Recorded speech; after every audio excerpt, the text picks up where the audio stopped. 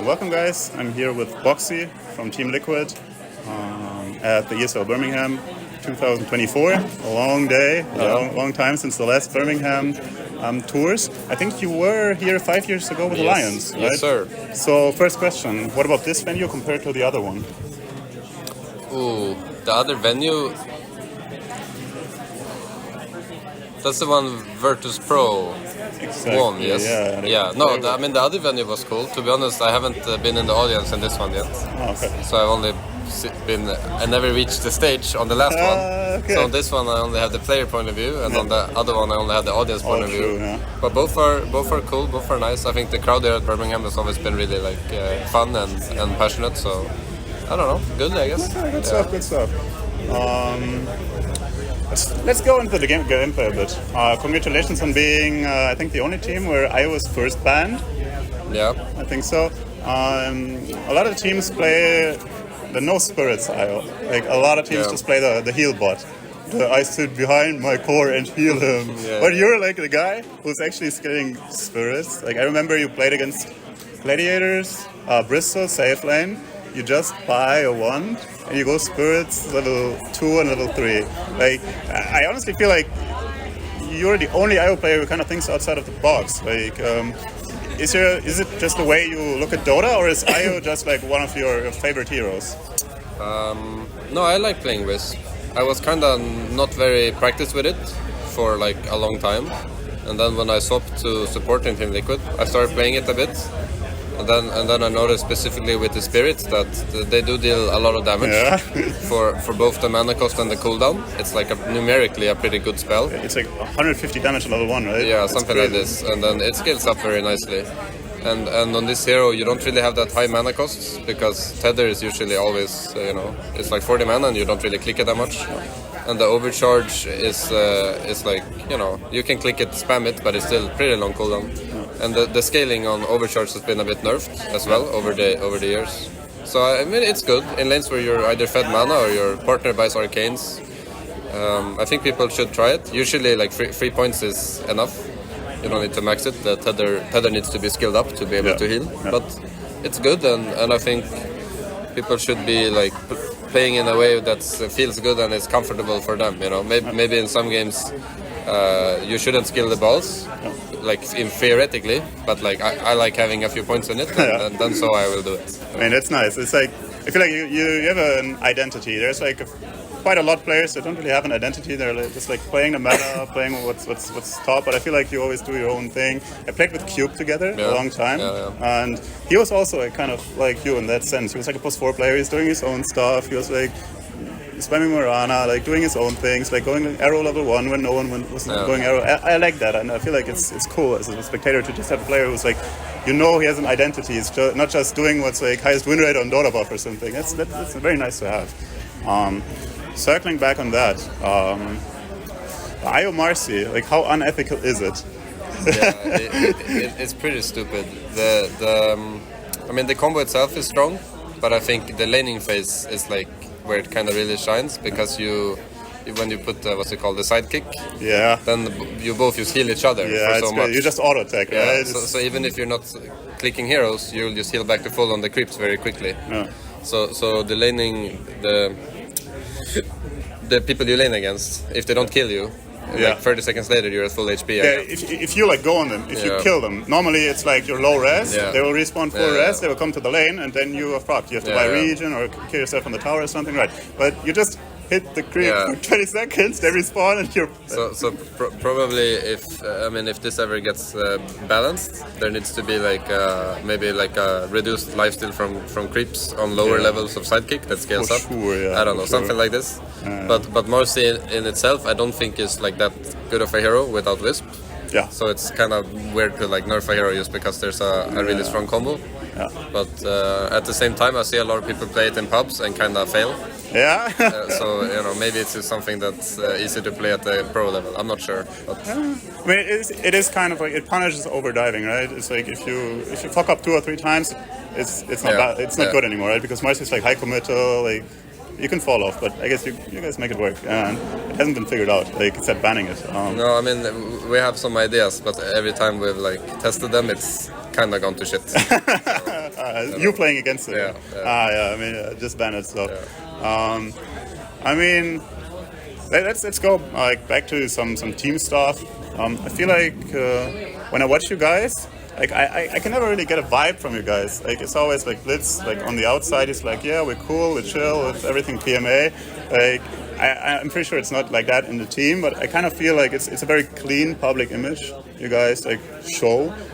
Is that like an active decision of like of you, of the coach, of the management, or is it just like naturally that like you're kind of like you don't want to like put all that stuff out there? I mean, I don't think it's so much that we're like very private. It's more like doing the interviews before the game. For me, will like take away, I guess, focus on the actual match. Probably like I have some train of thoughts that have been going for a long time. You know, maybe you're researching patterns or heroes you wanna play. Yeah. And then if I'm gonna go up and do the interview, it's gonna like take me kind of out of the mentality, I guess. Yeah, okay, that makes 100% sense. It's like for other professional athletes, it's also like they have to focus on the game. They have to get locked in and like. Yeah. No, it's a bit like that for me at least, and other people on the team. You know, so we like it's not about maybe not sharing, wanting to be private, but it can be like people maybe don't want to do interviews. Maybe they're exhausted or they just want to focus, or they don't feel like good about being in the spotlight. Yeah, for example. Okay. So Blitz kind of just tanks it. He's like the lightning rod, like taking all like the guys, kind of, doing the interviews. He's like, cool. Oh, sort of. I mean, it makes sense. It makes sense. Because I would say otherwise, like we're happy doing content. Yeah. But I just feel like it's just like before and after games. It's not the right. Well, time, I mean, right? I guess for the viewer it is, but it's for me it would be nicer to do it. Like either like way before or way after, like, right? Or something like that, or between the series, or like whatever. I don't really care. 100% makes sense. Like honestly, it makes sense. Have you ever like actually proposed that? No. Or maybe we can do it now. Maybe we can do it now, guys. Come on, no interviews. Like it's strictly before the games. Just do it. I mean, it's kind of the ritual. There's like a pre-game interview and there's like a post-game interview, and honestly, it's 100%. You want to focus on the game. You want to get locked in. You want to think about like the first 5 minutes and stuff. Okay, I see. That's a good point. Other thing, I talked to Jobs. He couldn't attend due to some personal reasons. How much does this impact you guys? Like him having to assist you remotely? Did you notice something? Yeah, I mean, it sucks, obviously, that he can't be here. And I think he's done a good job at like making sure we have all the information and the stuff we need from online, from home. But just like we bootcamp for a reason, you know, you have less of a presence when you're not around. Yeah. And I think probably it would have gone a bit better if he was here. At least for me, like it's nicer to have somebody, like let's say I give you my opinions or my statistics, and then like we can like bounce it between each other. Okay, and you know, and I think he's done a good job of like being available and trying his best, but yeah. It is what it is. Nicer to be here, you know. Okay, yeah. Okay, makes sense. One more thing regarding the tournament. It's kind of like some favorites are falling out. Gladiators, you guys, Spirit. I mean, they have been looking shaky, and I personally think there's like not really a clear-cut number one team right now compared to last year's, where it was always Gladiators won, you two, and Spirit came in later in the season. Do you think it's like some kind of meta shift, or like the patch is kind of old, and that's why like most teams are close to each other, or do you have a theory why there's no clear like number one team right now? I mean, I would say that probably us and Gaming are a bit weaker now. Gaming for sure, like when we play them as well, they feel like they've lost a little bit of their mojo, maybe. Okay. But I think that compared to last year as well, that other teams like OG and Tundra that are now stronger, you know, they didn't really have the same. I mean, even 1 month ago, they were, you know, comparatively worse. That's actually really true. So I think it always like comes and goes, and it's just a lot about indoor, about the timing of your peaking. When you're peaking, probably, for example, or like even when we played the Birmingham qualifiers or Dream League qualifiers. Yeah. Anyway, then I think we were probably stronger then than we are now. You know. Yeah. Okay, makes sense. And they can be due to a lot of reasons. and a lot of it has to do with the heroes you play and what you like. And, Yeah, sure. Yeah. And there's always suddenly some teams are playing sniper every game, or some teams are now picking new heroes, and Ame starts playing Clinks every game. Yeah, it's crazy. It keeps like kind of shifting. Yeah, true, and then if suddenly you have to play new heroes that you're not comfortable with, or and it circles around a bit. So yeah, makes sense. yeah. Okay. I don't want to hold you up too long. 2 more questions. One question. Talked to Jabs, and he was like, I was talking about hero picks and stuff, and he said he really likes to pick the heroes he thinks are good compared to comfort picks. You kind of also talked about it right now. What's your personal opinion about it? Would you in a situation favor the comfort or favor a stronger pick, so to say? I think it depends on the person. I think some people very much need their comfort picks. Like I think Amar, for example, always plays the comfort picks. I think Free in our team also has his comfort picks. True. I think for maybe me and Sai, for example, when he used to play, we're more about trying to find in theory what will fit very nicely, because maybe I don't feel as strongly about having to play the same hero. I still value comfort. Yeah. But I would say that I higher value the better fit to the game. And it also makes sense then to kind of pick in the beginning of the drafts, you don't see that much.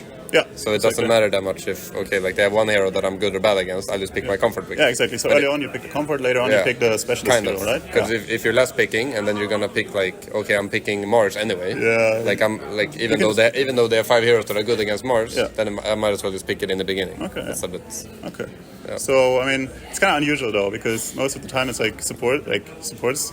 Usually they used to be picked early, but right now it's kind of changing up, right? They still are, but the draft system also changed a bit. That's true. And I think it can be hard to pick all your supports right away, because then you have to show 2 cores. I can't really explain it. It's true. 16, 17, 14, 15. It's a complex interaction. It's too much right now. But if you pick some core and they don't know what lane it goes to, because the support, DK. Some support haven't been picked yet. If we play Kunkka and then I play Tuskar, for example, this lane together is not very nice. No.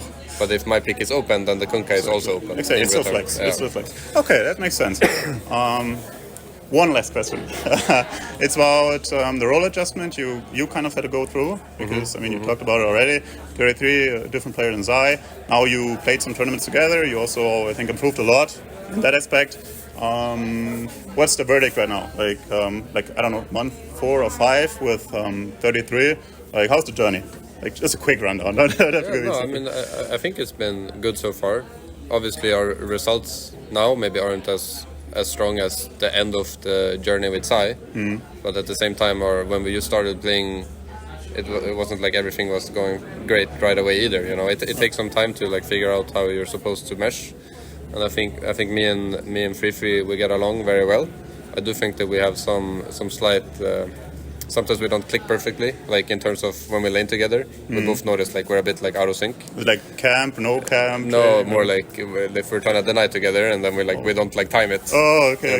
It's just it's always the range guy. Yeah. Range guy said first, right? Yeah.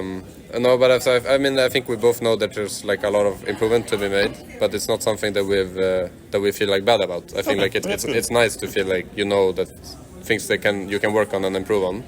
And you're not feeling like you're just at a fucking stone wall and you don't know what can be better. If there's a clear way to improve, then there's no problem, right? Exactly. Perfect.